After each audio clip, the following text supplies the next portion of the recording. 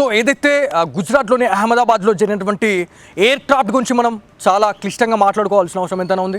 So దీంట్లో clear కట్గా ఒక మహిళ 6 నెలల క్రితమే రానున్న 2025వ సంవత్సరంలో ఎయిర్ క్రాఫ్ట్స్ చాలా వరకు కూడా చాలా పెద్ద ట్రాజడీలు జరుగుతాయని చెప్పేసి మనకి కొంత ఒక పోస్టులు అనేది వైరల్ కావడం జరుగుతూ ఉంది. సో దానికి అనుగుణంగానే ఇవాళ ఈ ట్రాజడీలు జరగడము నిజంగా చాలా మందిని భయాందోళనకైతే గురి చేస్తుందని చెప్పేసి మనం మాట్లాడుకోవాలా. సో దీంట్లో క్లియర్ కట్గా మాట్లాడుకుంటే ఎవరు ఆమె అసలు ఏంది అనే దానిపైన మనం మాట్లాడుకోవాల్సిన అవసరం ఎంతైనా ఉంది. సో విమాన ప్రమాదంపై 6 నెలల క్రితమే ముందుగానే ట్వీట్ చేసింది ఒక మహిళ అని చెప్పేసి మనం మాట్లాడుకుంటా ఉన్నాం. సో దీంట్లో అహ్మదాబాద్ విమాన ప్రమాదం దృశ్యాల గురించి మనందరినీ కూడా కలిసివేసినాయి అని చెప్పేసి మనం చెప్పుకోవాలా. అయితే ఈ ప్రమాదం గురించి ఆస్ట్రో అనే ఒక వ్యక్తి ఎవరైతే ఒక మహిళ ఎవరైతే ఉన్నారో ఒక యువతి తను డిసెంబర్ 29, 2024లోనే ట్వీట్ చేశారు అని చెప్పేసి మనకు తెలుసా ఉంది. ఆ ట్వీట్స్ వల్ల వైరల్ కావడం జరుగుతూ ఉంది. అసలు ఎందుకు చెప్పారు, అసలు వీళ్ళకి ఎలా తెలుసు, ఎలా జరుగుతాయని చెప్పేసి వీళ్ళు ఎలా అంచనా వేశారు అనే దానిపైన పూర్తిగా పోలీస్ అధికారులు కూడా ఆరా తీస్తున్న పరిస్థితి ఉంది. సో దీంట్లో 2025లో ఏవియేషన్ వృద్ధి అద్భుతంగా ఉంటుంది, కాకపోతే సేఫ్టీ సెక్యూరిటీ పరంగా ఇబ్బందులు ఉంటాయని చెప్పేసి ఆస్ట్రో అనే ఒక మహిళ అయితే చెప్పడం జరిగిందని చెప్పేసి మనం మాట్లాడుకుంటున్నాం. దాంతోపాటు అలాగే విమానం కూలింది అనే వార్తలు కూడా మనల్ని కలిచివేస్తాయి అని చెప్పేసి కూడా యువతి 6 నెలల కిందనే అంచనా వేసి చెప్పారు. ప్రస్తుతం యువతి పెట్టినటువంటి ట్వీట్లు ఇప్పుడు ఇవాళ సోషల్ మీడియాలో చక్కర్లు కొడుతూ ఉన్నాయని చెప్పేసి కూడా మనం మాట్లాడుతూ ఉన్నాం. అసలు ఏం జరుగుతూ ఉంది అంటే భారత్లో ఇప్పటికే ఎన్నో రకాల విధ్వంసాలు జరుగుతూ ఉన్నాయని చెప్పేసి మనం మాట్లాడుకుంటా ఉన్నాం. ఒక పక్కన యుద్ధ మేఘాలు కమ్ముకుంటా ఉన్నాయి, పాకిస్తాన్ భారత్ మధ్య యుద్ధాలు జరుగుతూ ఉన్నాయని చెప్పేసి మనం మాట్లాడుకుంటా ఉన్నాం. దాంతోపాటు ఇవాళ ఇట్లాంటి ట్రాజడీస్ జరగడం అనేది నిజంగా బాధాకరం అని చెప్పుకోవాలా. ఎందుకంటే ఈ అంచనా అనేది ఎలా వేశారు, అసలు ఈమెకి ఏం లింక్ ఉంది అంటే ఎయిర్లైన్స్కి ఈమెకి ఎలాంటి లింక్ ఉంది అనే దానిపైన ప్రతి ఒక్క అధికారి కూడా ఇవాళ చర్చనీయాంశంగా ఆమెను చూస్తున్న పరిస్థితి ఉంది. సో దర్యాప్తు కూడా చేస్తా ఉన్నామని చెప్పి తెలుస్తా ఉంది. సో దీంట్లో ఏదైతే ఈ ఇన్సిడెంట్కి ముందు అంటే గురువారం మధ్యాహ్నం దాదాపు 1:38 ఆ ప్లేన్ అనేది స్టార్ట్ కావడం జరిగింది. సో దానికి సంబంధించినటువంటి సీసీ టీవీ విజువల్ కూడా మీరు ఎక్స్క్లూజివ్గా మీరు చూడొచ్చు. అక్కడ ఎలా స్టార్ట్ అయ్యింది, ఎలా డింగులోకి ఎగిసి ఎలా కూలిపోయింది అనే దానిపైన మీరు ఒక్కసారి ఆ వీడియో చూస్తే మీకు అర్థమవుతుంది. ఎక్స్క్లూజివ్గా మీరు చూడొచ్చు ఆ మంటలు ఏ స్థాయిలో అవి ఎగిసి పడ్డాయి అనే దాని గురించి కూడా మీరు తెలుసుకోవాల్సిన అవసరం ఎంతైనా ఉంది. సో దీంట్లో ఏవైతే తప్పిదాలు ఏవైతే ఉన్నాయో టెక్నికల్ ఇష్యూస్ అని చెప్పి తెలిసినా కూడా అసలు పర్మిషన్ ఎలా ఇచ్చారు, దానికి ఎలా మీరు దీనికి గ్రాంటెడ్ చేశారు అనే దానిపైన అయితే చాలా మంది వల్ల బాధపడుతున్న పరిస్థితి ఉంది. సో దాంట్లో 246 మంది చనిపోయారు అని చెప్పి తెలుసా ఉంది. ఒకే ఒక్కడు విశ్వక్ అనే ఒక వ్యక్తి ఎవరైతే ఉన్నారో అతను ఎగ్జిట్ గేట్ నుంచి దుంకి తన ప్రాణాలను అయితే కాపాడుకున్నాడు అని చెప్పి తెలుసా ఉంది. సో ఎవరైతే విశ్వక్ ప్రాణాలతోని బయటపడిన తర్వాత అక్కడ ఉన్నటువంటి మీడియా మిత్రులు ఎవరైతే అక్కడ ఉన్నటువంటి లోకల్ మీడియా మిత్రులు తనతో మాట్లాడడం జరిగింది.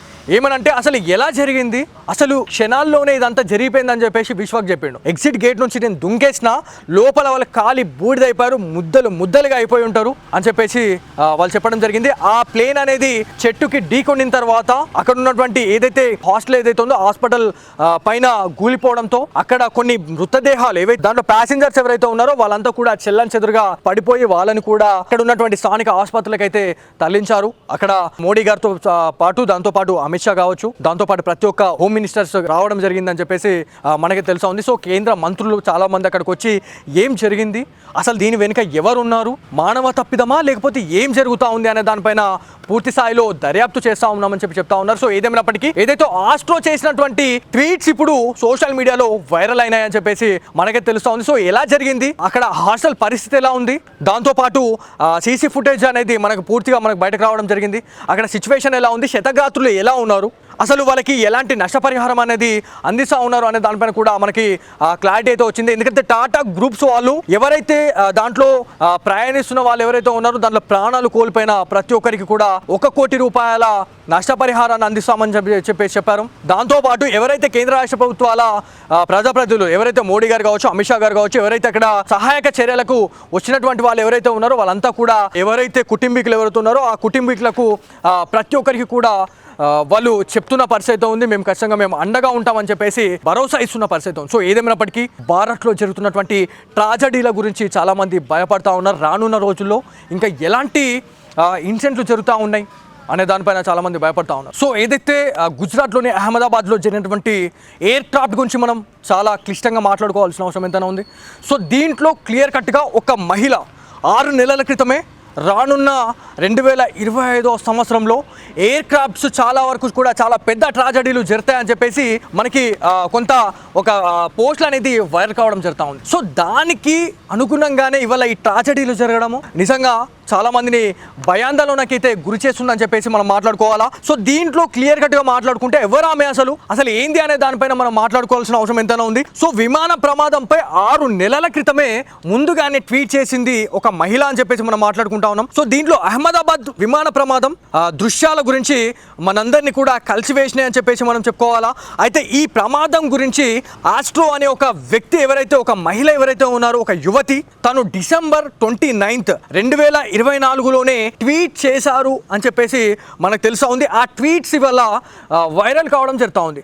అసలు ఎందుకు చెప్పారు, అసలు వీళ్ళకి ఎలా తెలుసు, ఎలా జరుగుతాయని చెప్పేసి వీళ్ళు ఎలా అంచనా వేశారు అనే దానిపైన పూర్తిగా పోలీస్ అధికారులు కూడా ఆరా తీస్తున్న పరిస్థితి ఉంది. సో దీంట్లో 2025లో ఏవియేషన్ వృద్ధి అద్భుతంగా ఉంటుంది, కాకపోతే సేఫ్టీ సెక్యూరిటీ పరంగా ఇబ్బందులు ఉంటాయని చెప్పేసి ఆస్ట్రో అనే ఒక మహిళ అయితే చెప్పడం జరిగిందని చెప్పేసి మనం మాట్లాడుకుంటున్నాం. దాంతోపాటు అలాగే విమానం కూలింది అనే వార్తలు కూడా మనల్ని కలిచివేస్తాయి అని చెప్పేసి కూడా యువతి 6 నెలల కిందనే అంచనా వేసి చెప్పారు. ప్రస్తుతం యువతి పెట్టినటువంటి ట్వీట్లు ఇప్పుడు ఇవాళ సోషల్ మీడియాలో చక్కర్లు కొడుతూ ఉన్నాయని చెప్పేసి కూడా మనం మాట్లాడుతూ ఉన్నాం.